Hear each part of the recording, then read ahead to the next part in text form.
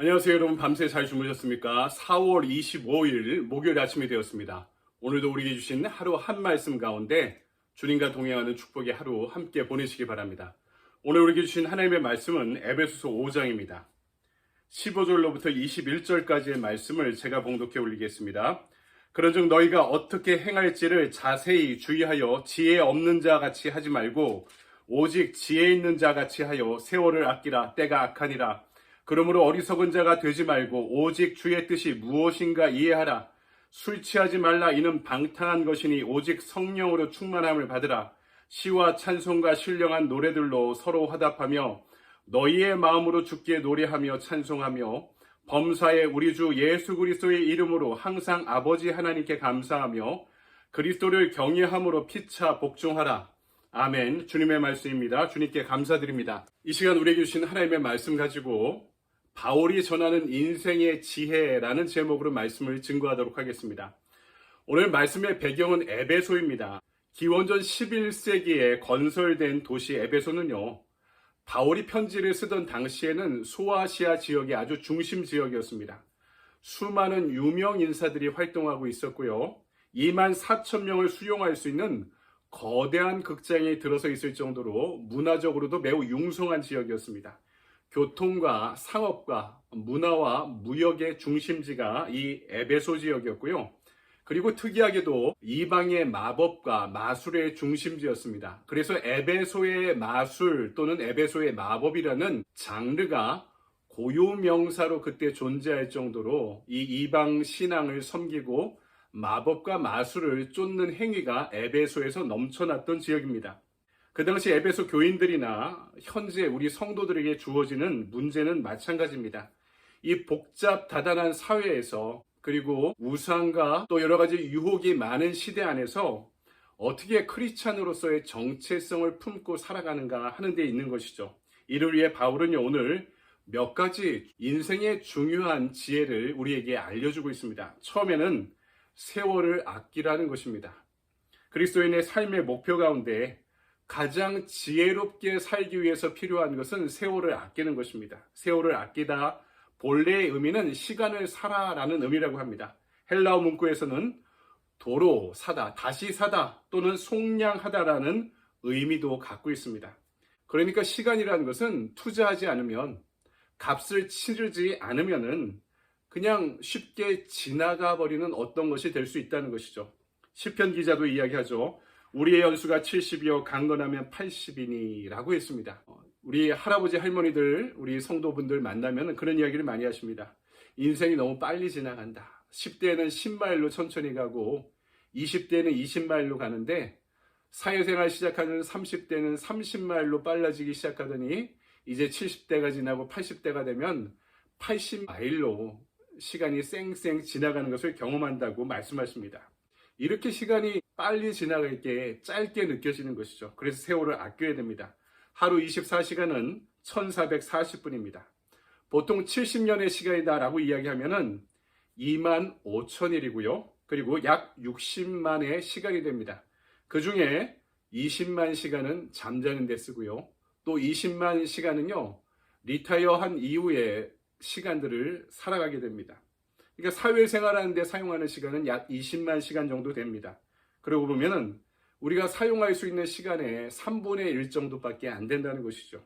사람에 따라 다르겠지만, 그래서 이 시간을 허비해서 안 된다는 것을 우리는 느끼고 또 그렇게 시간을 위해 투자하며 살아가는 데 익숙해야 한다는 것입니다.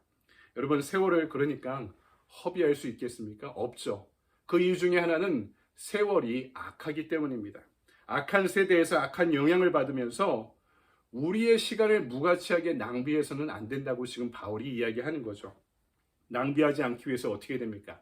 17절의 말씀을 보니까 어리석은 자가 되지 말고 주님의 뜻이 무엇인지 이해하라 라고 말씀합니다. 시간을 아끼기 위해 제일 중요한 것은 나를 향하신 하나님의 뜻이 무엇인지를 쫓고 찾고 분별하는 데 있습니다. 특별히 바울은요, 세월을 무가치하게 흘려버리는 가장 나쁜 예로 교회의 분열을 들었습니다. 그래서 에베소 전역의 교회의 일치를 지금 강조하고 있는데요. 교회는 그리스도의 지체로 하나인데 그리스도와 하나 되지 못한 사람은 시간을 아껴 쓸 수 없다는 것입니다.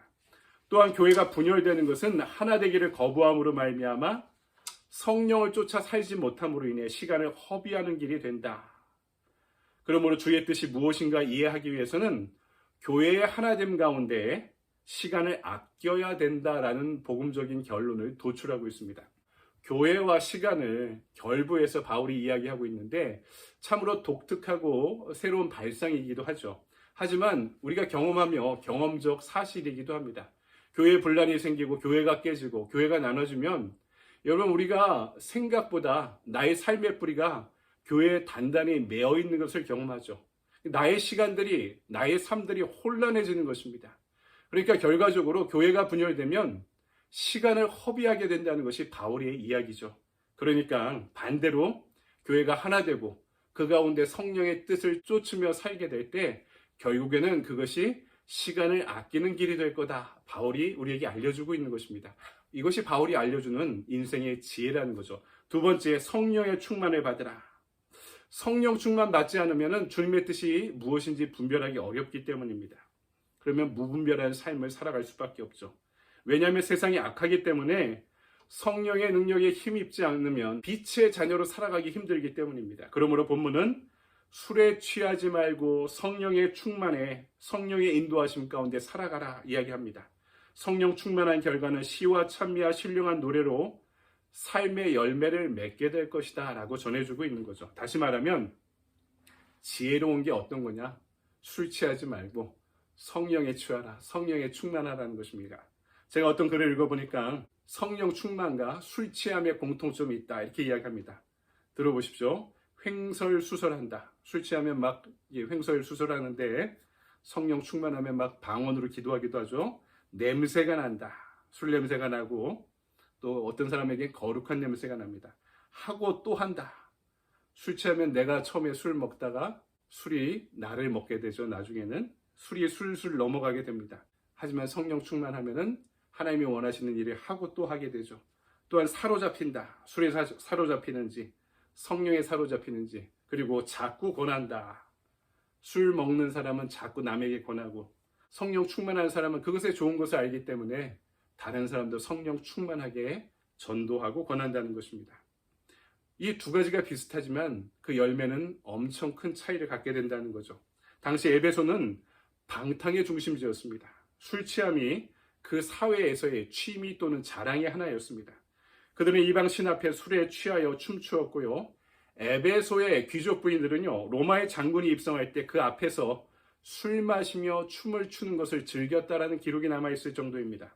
이런 잘못된 감정과 습관에 사로잡히지 않기 위해서 바울은 언제나 성령 충만을 받으라 라고 이야기합니다. 18절에 성령 충만을 받으라는 이 말씀은요, 문법적으로 현재형, 수동형, 명령형으로 사용되고 있습니다. 전에 성령 충만했던 것이 중요한 것이 아니라 앞으로 받으라 이런 얘기가 아닙니다. 지금, 바로 지금, 이 말씀을 듣는 바로 지금 성령 충만을 위해 간구하라는 것입니다. 수동형, 성령은 사로잡히는 강권하는 성격을 갖고 있죠. 명령형, 받아도 되고 안 받아도 되는 것이 아니라 반드시 충만하라는 것입니다. 왜냐하면요, 우리는 깨어진 바가지 같아서 날마다 생수를 퍼도 흘러내리기 때문입니다. 새어버리기 때문입니다. 아예 그래서 샘에 딱 이 바가지가 이 그릇이 잠겨 있지 않으면 안 되는 존재이기 때문에 성령 충만을 위해서 날마다 잠기지 않으면 안 되는 존재인지를 여러분 우리는 잊지 말아야 됩니다. 마지막 세 번째, 감사하고 복종하라. 가장 강력한 감사의 표시는 뭡니까? 예배자의 삶을 살아가는 거죠. 감사의 예배가, 우리의 예배가 감사의 예배가 지속될수록 우리 안에 불평은 사라지고 불안도 사라지게 되는 것입니다. 용기와 의지와 권세는 이 감사의 예배로부터 생기는 거죠. 오늘 나의 예배가 남의 결핍과 나의 결핍에 자꾸 주목하게 되는지, 아니면 하나님이 주신 한 가지로 말미암아 그것으로 말미암아 감사하고 있는지 한번 생각해 보시기 바랍니다. 그렇다면 감사는 언제 무엇을 어떻게 누구에게 해야 되는가? 고린도전서 1장 4절을 보니까 감사는 언제나 해야 된다 이렇게 말씀하고 있습니다. 그리고 요나 2장 1절 이하의 말씀 보니까 심지어 슬플 때도 감사하라 이렇게 말씀하죠. 그리고 시편 116편을 보니까 자기의 기도를 들어주시는 하나님께 감사하라. 하나님께 감사한 이들은 서로를 향해서도 감사하고 있습니다. 어떻게 해요? 오늘 말씀 보니까 그리스도를 경외함으로 피차 복종하라 이렇게 말씀합니다. 우리는요, 이 감사의 열매를 어디서 확인할 수 있는지 우리 남들을 바라보는 시각에서도 확인할 수 있을 것 같습니다. 항상 내가 어떤 사람의 결핍이나 부족함이 눈에 거슬리는지, 그것을 강박적으로 견디지 못하는지, 아니면 그 사람의 결핍과 단점을 우리 공동체적인 시각에서 나의 아픔으로 내가 보완해 줘야 될 모습으로 생각하고 있는지 생각해 보시기 바랍니다. 그것이 나에게 감사의 열매가 있는지 없는지를 확인할 수 있는 바로미터가 될 것입니다. 여러분, 말씀을 정리합니다. 그리스도인은 지혜롭게 살아야 됩니다. 지혜로운 사람은 어떤 사람입니까? 세월을 아끼는 사람입니다. 시대가 악하기 때문입니다. 세월을 아끼는 사람은 주의 뜻이 무엇인지를 이해하는 사람입니다. 그런데 하나님의 뜻대로 살기 위해서는 성령의 충만함을 받아야 됩니다. 성령 충만은 받아도 되고 안 받아도 되는 것이 아닙니다. 반드시 받아야 됩니다. 그리고 성령의 충만한 삶을 살게 되면 그 순간, 매 순간 우리의 삶 속에서 감사의 조건을 발견하게 될 것이다 라고 말씀하고 있습니다.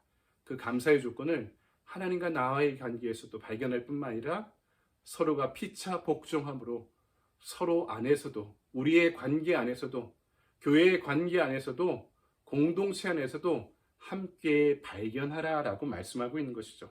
그 가운데 이 악한 세월의 한가운데에서 세월을 아끼며 우리가 하나님 앞에 지혜롭게 살아가는 방법을 이 가운데 발견할 수 있는 저와 여러분이 되시기를, 그리고 우리의 하루가 되기를 주님의 이름으로 간절히 축원드립니다. 아멘. 적용의 질문을 볼까요? 바울이 전한 인생의 지혜를 보며 내가 뉘우치고 돌이켜야 할 어리석고 방탕한 행동이나 습관이 있지 않습니까? 성령 충만하고 지혜로운 삶을 살아가기 위해 무엇을 결단하겠습니까? 시간을 아껴야 되는데 우리에게 모두 다 잘못된 어떤 습관이 있을 수 있습니다. 성령 충만하게 살지 못하게 만드는 내 안에 잘못된 요소가 있으면 그것을 어떻게 내려놓을 수 있을까? 극복할 수 있을까를 생각하는 하루가 되길 바랍니다. 액션 플랜은 따로 드리지 않도록 하겠습니다. 여러분의 형편과 처지 가운데 이 말씀을 묵상하고 나의 삶에 적용해 나갈 수 있는, 그 가운데 우리의 지혜를 발견하고 적용할 수 있는 저와 여러분의 좋은 하루 되길 바랍니다. 여러분, 감사합니다.